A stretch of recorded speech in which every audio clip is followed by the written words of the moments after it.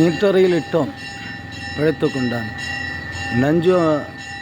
நஞ்சு கலந்த உணவை கொடுத்தோம், அதிலும் பிழைத்து கொண்டான். எப்படி என்று பல்லவ மன்னன் சமணர்களை கேட்டபோது, அது நம்முடைய சமண மதத்தில் உள்ள மந்திர தந்திர யந்திர மருத்துவ விதங்கள் நிறைய தெரிந்து வைத்திருந்தனால்தான் மன்னா.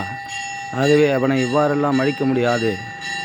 அவனை உங்களுடைய பட்டத்து யானையை மூலம் யானையை ஏற்றி கொண்டு மிதித்தால் தவிர சாகடிக்க முடியாது என்று அவர்களுக்கு போதனை கூறினார்கள் சமணர்கள். அது கேட்ட மன்னன் அவ்வாறே செய்தான். யானை அவரை முறைத்து பார்த்தது. 3 முறை வலம் வந்து திரும்பி ஓடிவிட்டது. அப்போது அவர் ஒரு பாடலை பாடினார். சொன்னவென் சந்தனச் சாந்தும் சுடர் திங்கள் சூலாமணியும் வண்ண உரிவை உடையும் வளரும் பவள நிறமும் அண்ணல் அரண்முரண் ஏறும் அகலம் வலாய் அறவும் தென்னன் கேடில புனலும் உடையார் ஒருவர் தமர் யாம் அஞ்சுவது யாதொன்றுமில்லை அஞ்ச வருவதும் இல்லை என்ற இந்த பாடலை கேட்டவுடனே யானை ஓடிவிட்டது.